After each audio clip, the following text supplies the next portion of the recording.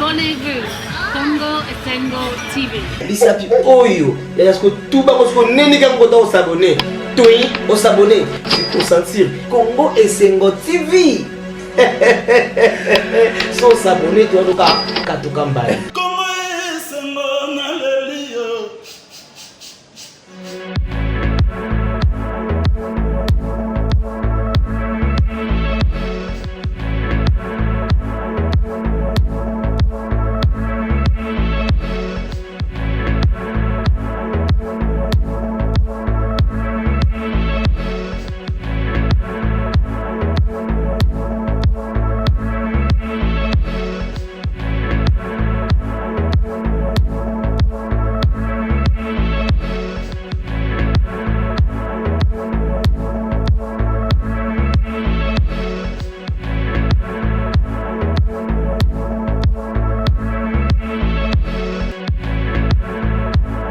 Mbote balandi ya Congo Esengo officiel télévision biskawa pi bozwami bozo kolanda biso Esengo na biso za katango nyonso tango botala ka émission oyo peto senga na bino bo s'abonner massivement na chaîne na bino oyo ememela bino actualité en temps réel pe ba invité à Malunga le pona de l'autre ko yamba bongo mwana mboka Merlin vuvu tozanaye awa ye ndeto ko panzanaye actualité à lelo actualité mingi za sur sortie ya gouvernement Sama, le gouvernement de Warrior, où Salamaki déjà, le gouvernement a composé de 56 personnes, Torobet a dit solo à réaction, il y a Baï député, au bazar la union, ça comme bazar mécontent, n'a sorti à gouvernement pour Bangoba se retrouver, Torobet a appelé cela dédoublement à la Mouka, elle Mouzitou, elle Failou, la Mouka, elle Bemba, Nandeko, Katumbi, et puis aussi ça n'a l'isolo à Kinshasa, insécurité à la ville à Kinshasa, pe na est, parce que moi Mboutou Zakuna,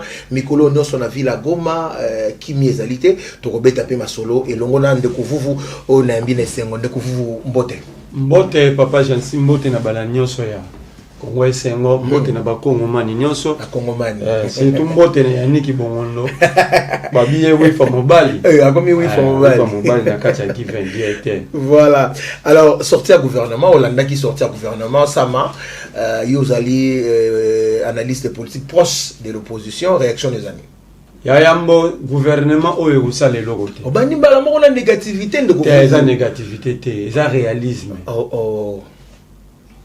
Na kati ya gouvernement oyo Félix a commettre haute trahison de la République.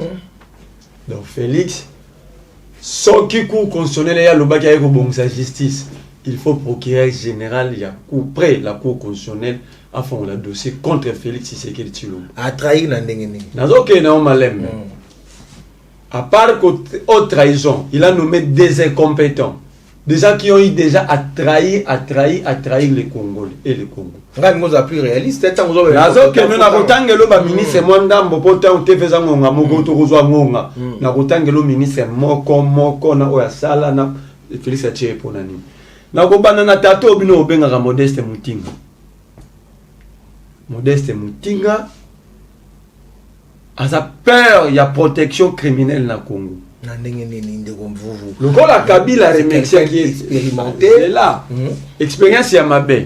Pour Moïbi pesa mabe mais nous tous aïba kaminga comme une expérience à Oïba. Tata wana soko moni Kabila zwa kabiso 10 millions de dollars par année. Salaire 670 000 dollars le mois. Soko moni lelo ba Kalef Mutomba ko simba bango te ba obe minako ba vanda ba mbongo na zuba zona FPI mutatu na bango te ba matata ponyo ba tango fort ba donate eza pona papa Mutinga na benge papa boto za bato mwindo na botosi bazo mériter même ko benga ma papa te oyebi o ba benga ka mobeko ba benga ka loi portant statut de chef de l'état chef de corps oyebi moto salam tata wana Mutinga mboko eza na pasi bato ba bomi ba kongomani bato basali ba bêtise na Congo ya kasali mobeko abite ba ko simba ka bango te eza méritocratie ndeko vuvu nazo tangela o biloko tata wana mema na Congo moto asali mobeko zo boma peuple Félix Tshisekedi abiye pa ko bénéficier na ba 10 millions wana par année soka longwe mo konta mboka babati bayebi baati abandi ko babiso mbongo lelo te na tuna kabino ze motuna po ni botuna ka baati te likambo ya 20 ya 226 000 na problème nan de baati nazo tange baati azana gouvernement te so lo bina za na problème na bango na ndimi problème na ngana bango eza bango bazo boma mboko naza kapenda na problème na bango tuna baati ya gano ase retrouver na boloko na aner ndengeni donc bango basali mabe mutinga ya sali loi protéger bango kati ya gouvernement bato malom pe bazali zela na bina o mukolo ko ngonga spécial gouvernement mwana bota mika siko ba ko la kele mabe ya ko sali lokote na bien ozui moto yo aza ne to benga na lokota li français idiot qui est débile mental ou bien imbécile ozui 100 millions de dollars au PC c'est la salle putain ozui 100 millions de dollars au PC un idiot un imbécile un débile mental tu attends quoi comme solution ou comme réponse. Bon, le bac qui a gouvernement bibi. Mais biso pani gouvernement ou melaki. Fallait que Kagame a placé ba. Natangelo boko. Tato ba ministre de défense. Oh, mais ça congolais tout yebi ya sala. Yebi histoire na NT. A commis pire en na obete là o ekomama pe o ezali. Oyebi Afdel. Na joué rendez-vous le 17 mai na oya. Moni Afdel. Et où t'es ça mouvement ba Rwanda qui place. C'est là déjà mouvement ba Rwanda na ba Ouganda. Tout na tata wana a travaillé na armée Front patriotique rwandais armée rwandaise ya Kagame toté. Azala kapé. Awa na Zaire azaka. Zela la kende na yo. Faza azaka. Zela ba kosi na faza te. Azaka colonel ya armée rwandaise sous Kagame. Quand on travaille dans l'armée sous Abiarimanati, ce qu'on a bien un rapport mapping. Mais pour l'année, il y a un bombe à c'est un ami, un grand ami de Kagame. Il y a un moteur à Afdel, Deokrasias Bougera, le Rwandais ou le président Afdel. Son ministre de la Défense, c'est Congolais ou Congolais? C'est un Rwandais. Oh là là. Mais il faut prouver en gros. Mais nous prouver Mokonzambo kasali haute trahison. Yemoko a vivre sous mamelle ya Rwanda. Mais non, mon Rwanda place nyoso. Mais c'est ça ce que le sabi se passe à moi. C'est apparemment dans le Congo, il y a plus de cerveau. Et tout bazo diriger Mboka. Ils ont maintenant le choix d'aller chercher chez nos bourreaux. Pourquoi parce qu'ils n'ont pas payé tous en abonnant bonne relation? Pourquoi? Mais il faut prouver que mais là prouver ministre de la Défense actuel yokate tant baina Afdel awa ba jué colonel na armée rwandaise sous Kagame tant ba recruter musée na Rwanda papa tete tete Afdel na robeta li solande Afdel e bandaka le 17 mai awa pa na yo Rwanda Uganda fallait pas champion na e ba recruter quelques Congolais pour ba identifier ba na quelque rebelle congolais. Rwanda a recruté musée. Ba kendo zo musée na Tanzanie. Ero ka Jeanette lo babso to souffra na Tanzanie to rote kandunda. Na musée. Uganda Museveni na bino na mouvement na biso tout. Biso peut na mutu. Ba ke kozwa Kisa Sungandu, c'était Mutete là. Bombela li solo na musée. Deux Congolais bazaki na armée rwandaise déjà. Masasu Nindanga na kabanda so yurube yunga oyo. Pour comment les abongolais là so tanyango mona komuna suke za ba Rwanda. Akei Musa Sengi bayana ba pesa e Congolais moko wayeba azamushi. Azamboka mona kamera. Wayeba na iko to na mingi. Kombona e Masasu Nindanga. Moni baye ko sala Afdel bazui en tête Afdel posaki ya bangote Rwanda bidana photo la de la bateau bazui Deogracias Bougera le Rwandais à l'époque conseiller na cabinet à Kagame baye batie président Afdel toi tu es président Afdel c'est Deogracias Bougera qui amène ses papas ici a joué une armée rwandaise comme colonel à Yenaï yango mona kati ya cité so que ça bon pour nini Kabila Tchaki mais c'est là n'explique Kabila Tchaki yo kan expliquer azaki awa colonel Lissoussou na musée. Un musée le 8 août 1998 quand musée décida de renvoyer les troupes rwandaises. Et puis que ba Rwandais ba okende. Et puis que tata na pas kenana ba James Kabarebe. yaza congolais to ba rwandais ba kenda et point ndeko vous te yo lobi ngala mi na otuno mituna te na tuni bato ba kolanda biso yaza rwandais te ba rwandais ba kende ye pas jouer nzela na ba James Kabare bena ba rwandais nyonso ake gouvernement oyebi ko zonga na zonga na tani azonga na RC da Rubeo gouvernement eza gouvernement eza 56 na mokolo na yana betolo voilà to beta lisolo na lobi na oboy c'était rwandais voilà yum sikoyo azana ni pas Félix Tshisekedi aza beau-frère ya maman Denise Nyakeo c'est gaza congolais c'est là vena to Thomas Loa deuxième femme na za ougandaise ça problème te bon siko na loke no mala congolaise na lobi nationalité ku Denise te na peso exemple que congolais robala ne ougandaise comme congolaise robala ne pe rwandais na peso exemple moko Thomas Loa moi si na mi balé azaka ougandaise comme yo poko zo moi si mais est-ce na lobi non moi te le problème c'est que batouana ce ko ba jouer pour na servir mboka te ça dit Kagame vu les veilles patriotiques et 100 millions à Est fallait un pion pour contrôler le groupe armé. Ma mère va congolais ne bomo na bakamunyo son. Mais la donc ça yote ce que maman Denise a kola nanda kwa papa wana.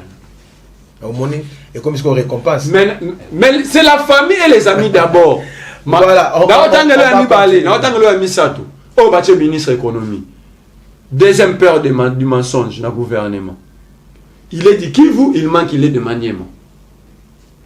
Azana ozolo makambo za grave faut affirmer moi nazolo bano mam nazali boso été fait il est de Kivu mais il dit qu'il est du Maniema chaque fois Koko Nyanga doit poster c'est son directeur de cabinet est-ce qu'il a posé un problème Zelate il a l'expertise Zelate entre temps il est beau-fils à Bahati Lukwebo yo dans le problème na problème yo na biso soki tozaka na problème na bango eza pour bango bazo boma biso bazo détruire mboka na bina aza beau-fils ya Bahati il est membre du parti à Koko Nyangi mais il se retrouve membre au gouvernement au nom du FDC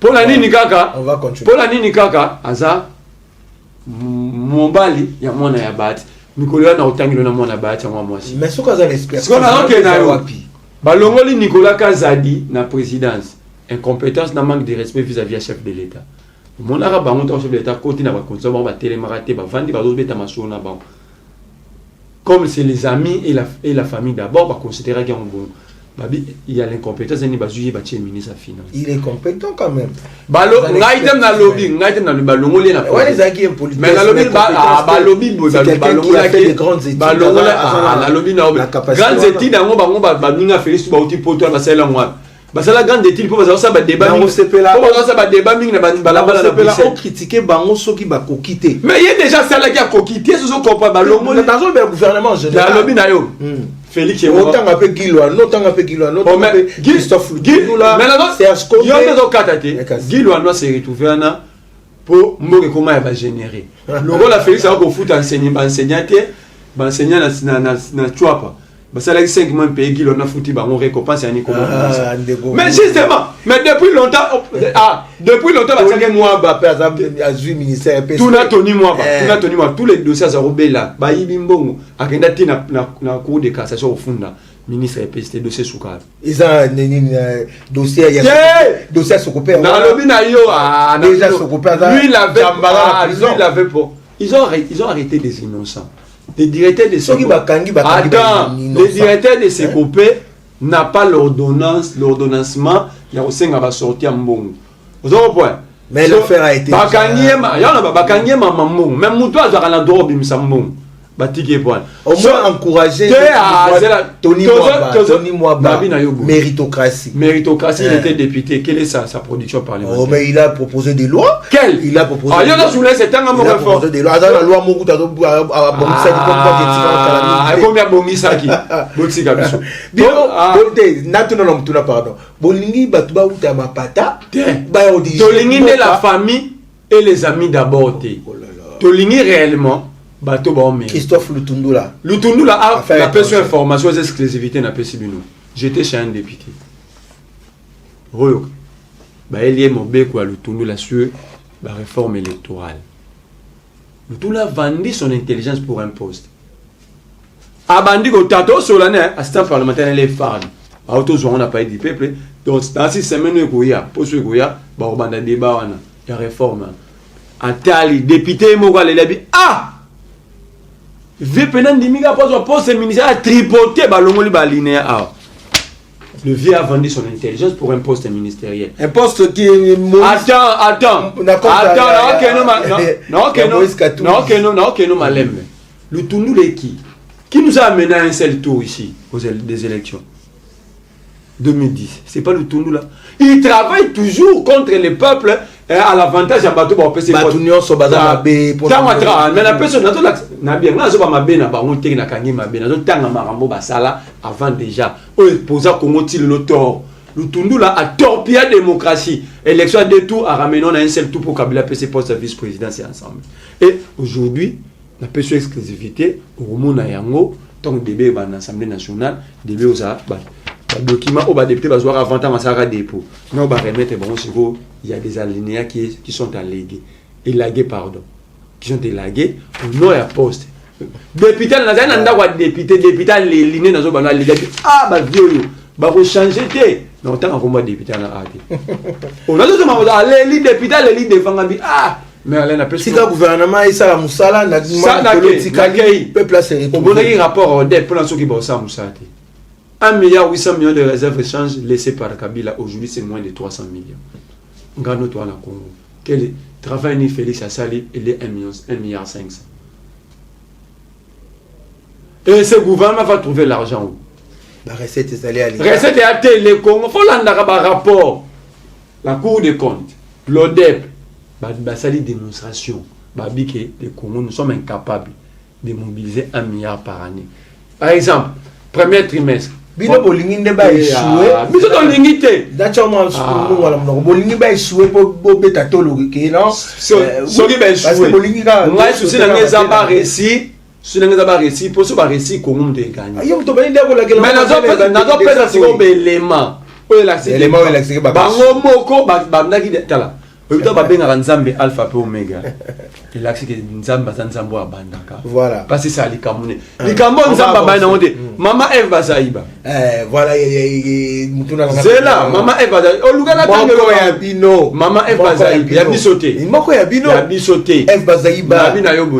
Na rodé sakine bunga ki na rodé bazaka ba mbele na redémontrer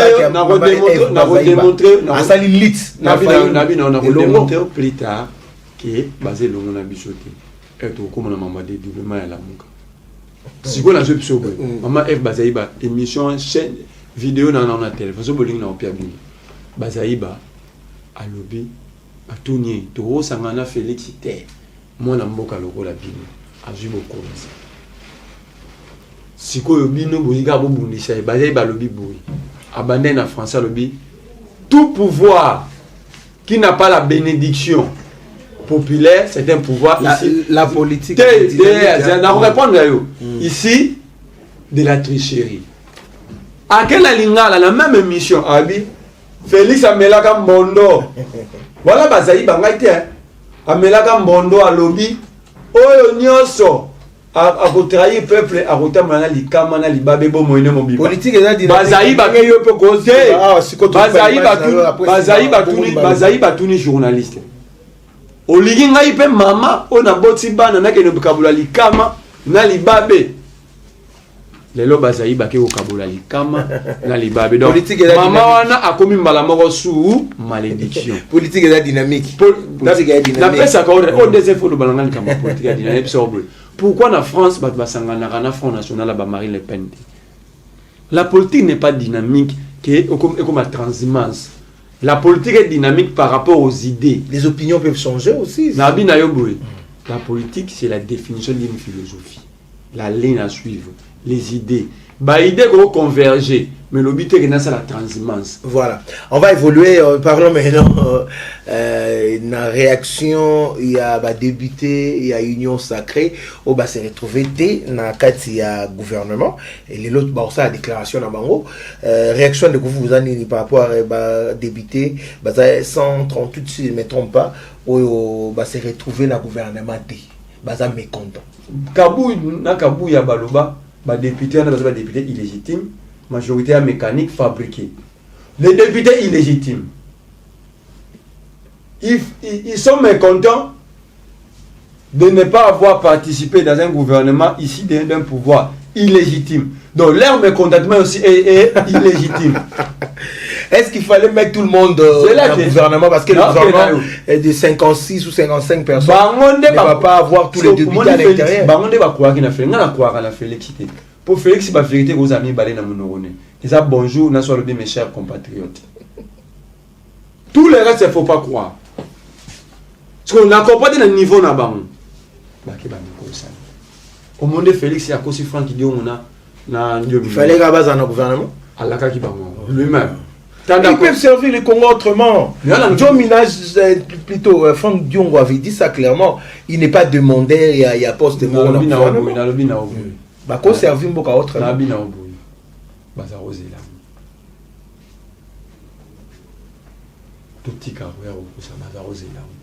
Félix a bêti bangon de coup.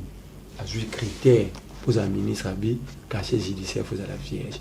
Mais c'est normal quand même. C'est normal. Quelqu'un peut servir. Tous la bango va continuer. Il va soutenir le chef d'État. Ils peuvent servir autrement. Ils peuvent servir le Congo autrement. Union sacrée, depuis Canel, ça on a bien un biscuit union. C'est quelque chose de fragile. Au moins mécontentement. Mais ça dit qu'une maison ou un pouvoir bâti sur fond de corruption, de tricherie, et va fonctionner bon. Bah nous regarde la corruption. Pour la corruption, la tricherie. Et pendant tout ce temps-là, un pouvoir qui fonctionne sur base de corruption. Yo zelani basa pour le peuple. Peuple les là azana pour le gouvernement. Yo est-ce que moni me content pas député là. Ba yebi kende ba sa bon ba benga mo pe ba là. Voilà yum to lobby. Oh mais ngam na lobby tétan Molière le besoin $15,000. Ngam na lobang. Tangu Mboso Kodia, père de la tricherie et de la corruption. A lobby na tribune des députés, boke na question et monument na binweza na autre là. Il va pris mes alliés de Konangaï. Bazala va prime na banque fonctionnement national de salaire na rubrique moi salaire na kata rubrique na kata ni na salaire na banque. Ba na rubrique mo banda kamé ti lo benga ngo invisible. Ça ba yo si les intellectuels rolanga au salaire rappel. Et ce mona salaire na kata fiche à paye rubrique invisible. À part l'Assemblée nationale, il y a RDC. Voilà. Dédoublement, la Mouka Bozo Kokate, la Mouka El Moïse Katumbi, la Mouka El Faïlou, na Ndogomozi, toute passation des pouvoirs et Salamagi na Sefas. Ah, Kuna Pendego, Katumbi Alobi, Yépe a joué pouvoir à diriger. Ceux qui ont Tata Mikolo, même des documents écrits par eux-mêmes, Bako interpréter monter Baso Batata. Bino bosaka pare na lamuka e komi ya Fayulu na ndeko mozito na OK no malem soko moni ba tata mikolo document ye moko akomi asinya ako raso tanga monte pe comprendre te c'est un problème mais ba ebisaka ngaka Katumbi na ba avocat mo mibale baganga ka Francis Kalombo na Sori Laurent Nyem. Ce sont des éminents avocats. Il y a payé à place. Peut-être Baroza avocat Francis Kalombo Ndeko Baroza Onyemba que je connais Baroza avocat pour bakata ba kinson ziming na ba famille na ba te ba sala ba prestation na lobi na yo baza ba compétent na lobi na yo boy Francis Kalombo première fois plaidé tant ba kan radio minonga na lo ba sa radio na montage voilà un avocat mais il a fait son travail non c'est là un avocat ba kan mutu na faire monter. Est-ce qu'aujourd'hui Francis Kalombo peut nous expliquer ce que l'Oni n'est pas réellement? Francis Kalombo peut aujourd'hui dire aux Congolais par respect au peuple, par réception l'Oni n'est pas réellement. Dédoublement la mouka. Ok, Laurent Nyembe sur mon place à la tatouage. Bien sûr. Na poste de dossier. Belé. Nettement. On a bien particulièrement belé. Non, tant que tu as bien particulièrement, je connais compétence en Nyemba. Kocha ba compétence na ya obimisa biloko mususu awa no ba to na ya obimisa biloko mususu awa na kocha na kocha ba luka ndeko Nyemba ko sa ne débat na kocha ba kulutanga na conflit pa nazalaki na bango nayebi mambo ebele nga na otala Congo likolo otyanga na sede nayebi soki se soit avocat avocat de la rue voilà bino na bino bokoka te koto oyo bandeko kalamuke kabole comme dédoublé c'est fini babi nani Moïse Katumbi a commis coordonnateur automatiquement à jouir bâton de commandement automatiquement parce qu'il n'y a pas eu cérémonie. Cérémonie bino ça nazo tika ba kongomani ba comprendre le rôle des avocats Katumbi ba koma le rôle ba animateur ba orchestre oui ba bazala réellement bato ba ebo ko interpréter milieu baza ba juriste point la carte il y a charte on a basala qui a susika ya préto ba créer présidium et lobini passation pouvoir est automatique au cas où muto faut bossa ne passation aza empêché. Exemple simple. Musi tuna fallu bakanga men États-Unis mamba confinement. Soke zalaki ne ben mazalaki na Katumbi. So zalaki Katumbi mutako ma coordonnateur. Là angazwango d'une manière tacite automatique parce que baka musi tuna muto zalaki coordonnateur azalaki empêché quand même quelque part. Mais ils sont ici. Donc le texte met l'exception. Exception c'est empêchement. Voyage, maladie, mouton. Il ne peut pas dire que expliquer bango siko. Bonere ça. Na texte, tout tika débat ya babala. Texte mte lobby. Bonere ça manene buganda dire que expliquer bango. Texte mte lobby. Côté lobby va exclure bango. Batanga onyema mukebai bazo oganga tena ba journée Katumbi. Na Francisca batanga sa ba journée Katumbi na bazali. Na otanga bakomo na bango. Tanga na yo mais faut démontrer bango bana zo banani mukolo mususu wana na bina mokote na bina obo po yo to prêter bango ba intention baza ba journaliste ba yebani Congo meyebi bango neti nani na bina obo neti nani ata moko zela na otangila tika yo kimsa ide na otangila na bina obo réunion ya présidium le 30 juillet 2019 dans Lubumbashi. Katumbi fera ça pouvoir na MLC. Bemba empêché en Europe. Bazaï va représenter MLC. Point 4 a communiqué wana final ya présidium. Le présidium prend acte de l'auto-exclusion de M. Matungulu Freddy et de M. Nyamwisi Moussa. Zélate. Tuna Laurent Nyemba, avocat. Tuna Francis Kalombo, les soi-disant avocats. Avocat, ça l'engage que moi. C'était un avocat, il a terminé. Va expliquer aussi, point 4. Donc, ça veut dire, à point 4, ils ont en connivence, en relation, dans l'article D, il y a loi sur l'opposition. Bango baza ba avocat au lobby. Yum to luba benga ba avocat. Ba ebo tanga loi te. La loi sur l'opposition article 2. Oui bien le lobby. Si un membre d'un parti de l'opposition se retrouve au gouvernement, son parti ensemble, son parti dans l'ensemble ne fait plus partie de l'opposition. De commune mouvance au pouvoir. OK? Katumbi n'a pas de ministre dans le gouvernement. Ndeko Bemba félicité. Ndeko Bemba félicité. Comme même la malhonnêteté na baroté. Moi je suis en train de réaction. Moi je suis en train d'expliquer l'actualité. La félicité. Dans le monde na ba charte na ba communiquer la muka o bango ba signa parce que communiquer le 30 juillet Katumbi a signé. Il personnellement yemoko Faolo a signé rango. Nous y doit signer Bazaï ba signer na compte sa Bemba. Donc si les gens bon, parce que autant tu as la base na la muka Félix a respecté rien non a signé c'est retiré. Pourquoi on va respecter communiquer d'abord va signer qui était à l'écart le 30 juillet 2019. Pourquoi les journalistes de Katumbi va expliquer l'histoire. Si vous avez des doublés, mais ça m'a la Bible na téléphone. T'es normalement t'as expliqué yo. T'es là là. Ah des doublés mais comme vous souka neni. Dans même mayo pour l'explication dans son poste dans souka. Dans que na yo na relation que pourquoi bazam malhonnête ba rosa des diplomates. La que na yo na la que notre na loi. La loi portant fonctionnement de l'opposition. article D sur laquelle on a article D et lobby boyi. D'abord MLC le Noir déjà par rapport à la loi. MLC le Noir la Mouka depuis formation au gouvernement Jantini Ngobila. Voilà yum to lobby. Mais bazaki le député à côté na provincial wana. C'est là qui a le Noir est déjà MLC dans la kala.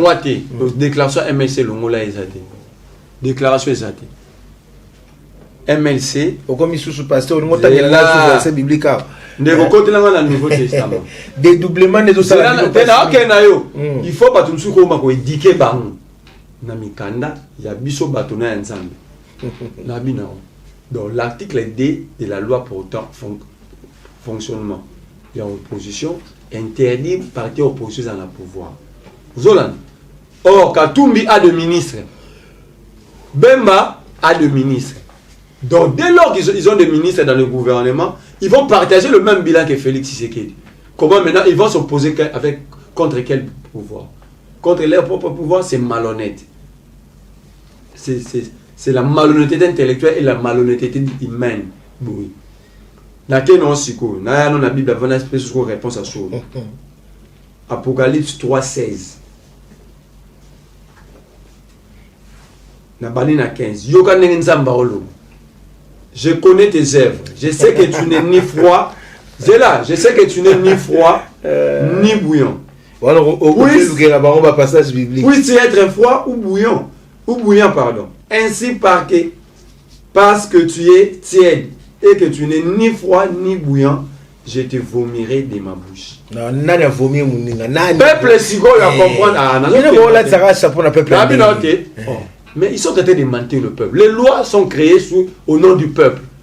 Bientôt qu'il y a un référendum, tu votes la constitution. Comme loi mère et une constitution, après ça, on va brancher à loi belé. Quand les gens marchent sur ces lois-là, comment ce peuple doit constater une bande? Au moins que nous sommes, c'est nous qui sommes imbéciles. Maintenant, les gens doivent s'habituer aujourd'hui à avoir. Mais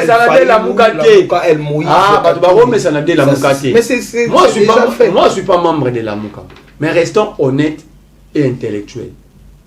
Sérieux entre nous. La loi l'interdit. N'a pas un article A. La loi sur l'opposition, l'article D. Ndanzambe kutu na Bible. Voilà, il y a une version. Oh, non, n'a pas Bible. Taillé sur mesure. Oh, la Bible peut pas tailler sur mesure. Au Luquel bango verset. Au Luquel bango verset.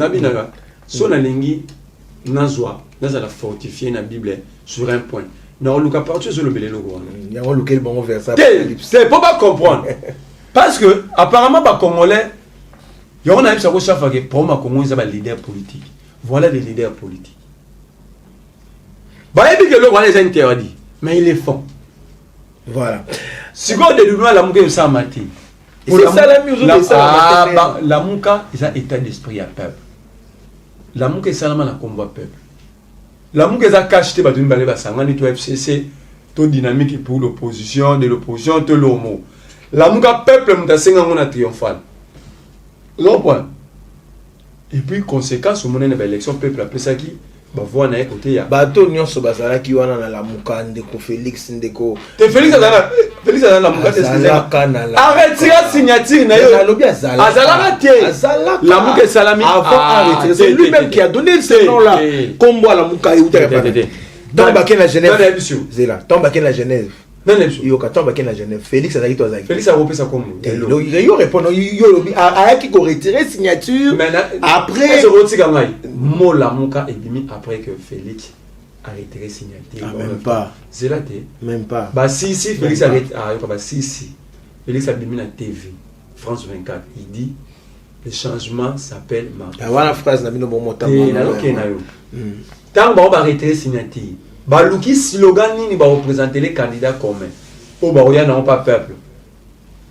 Bayoba, Wadia Félix a retiré signature. 4 jours après ou 5 jours. Il y a le bilan triomphal. Mais Félix a dit triomphal. Tant peuple. C'est quand on explique. C'est quand on explique. Misimo la Mouka. Cela veut dire l'idée au Bakende la Genève va un candidat commun. C'est l'idée peuple est ça bango. Tout ça bango. Soza la baïmal, beau trahir bisoté. Un candidat mon côté aux années face à Kabila.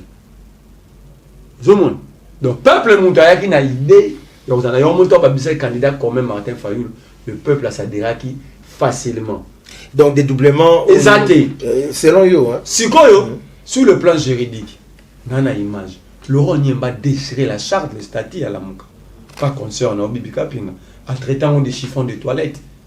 Tout ça intellectuel. Parce que la Mouka Moïse a dirigé la statini. Ça la moussa. C'est la statini. Ah, voilà des gens qui ne sont pas conscients. Il y a un acte posé à Pokara satisfaire Katumbi. Donc, Bango le roi Bibi Katumbi, c'est des politiciens. Voilà.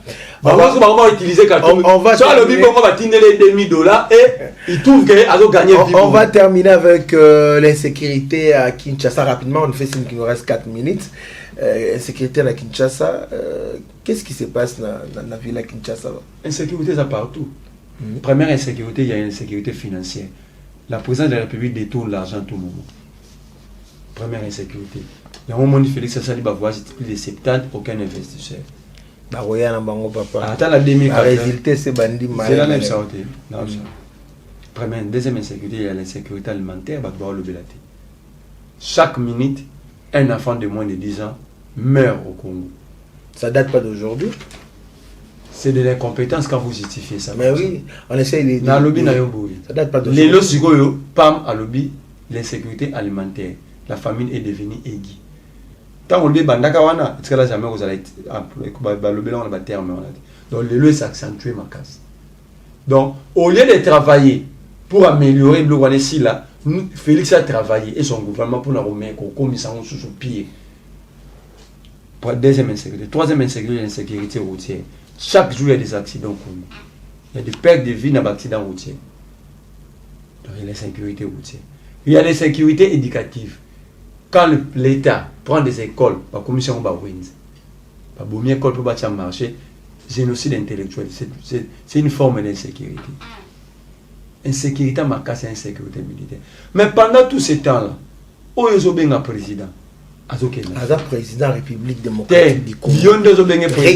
Lui-même ne sait pas qu'il est président. Oh non. Mais quand ça brille, le Congo a un président. On a tout un exemple légitime. On a retourné question montée maintenant le bana. Yo vandia ba no nanda bazo kufa. Bazana insécurité totale. Yo est fait pendant la famille no ba traité on. La famille non. Ba on non. On fait pas pendant que famille nous okufa. Félix a prêté serment. Mais quand il ne fait pas ce travail-là, nous ne pouvons pas les rappeler.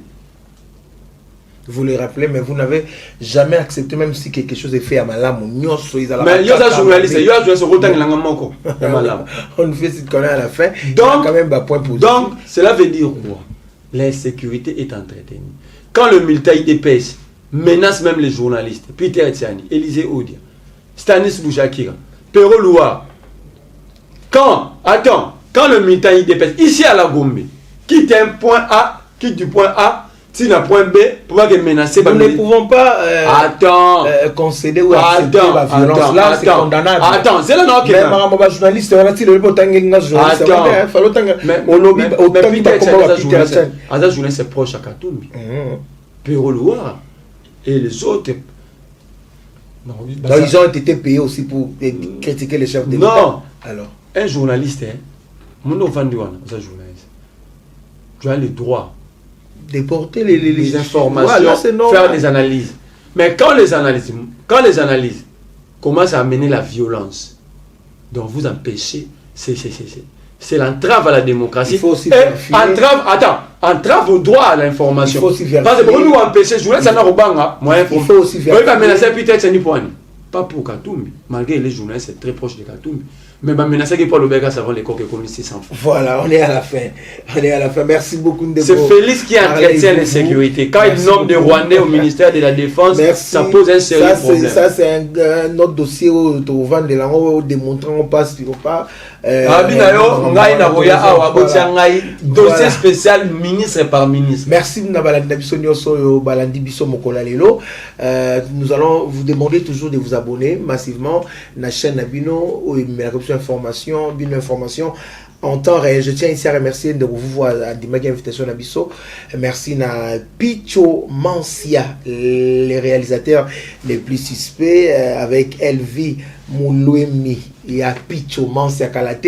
hein, to légaliser makambo ndenge zalaka. Merci na bienvenue Mangwata à partir à Londres, Mangwata moto ya malamu motema malamu. Merci na Yannick Bongondo mon directeur, Larissa Kabulo et pourquoi pas Picho Mansi na tengi soko moneri di bonteke et Azasu Toto Canada Sente. Ah, bien remis garçon, merci na Perpétue Moulanga à partir à France concert propre. Salutations na bof nanga na bana nyoso tout vous allez bien. Merci mingi na tonton Rigo Kolobilanga à partir à France. Akilas le comme mon ami personnel, Delez Antoko, pourquoi pas maître Géry Tankoué et la grande famille au besoin à partir à Canada.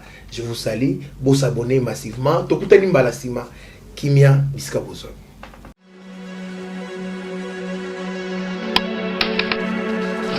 Abonnez-vous. Congo Esengo TV. Bisapi oyo. Est-ce que tout bas parce que neni quand on s'abonner. Toi, on s'abonner. C'est pour sentir Congo Esengo TV. Sans s'abonner, tu vas tout cas,